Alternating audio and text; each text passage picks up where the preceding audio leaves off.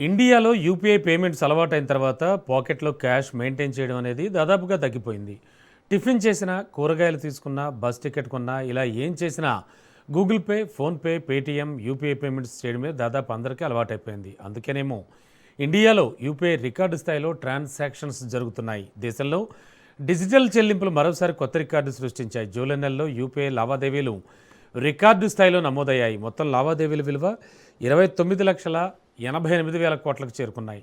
గతేడాదితో పోలిస్తే ఇది 22% వృద్ధి కావడం విశేషం. రోజువారీగా కోట్లాది మంది వినియోగదారులు యూపీఐ ద్వారానే చెల్లింపులు జరపడం ఈ పెరుగుదలకు ప్రధాన కారణంగా నిలిచింది.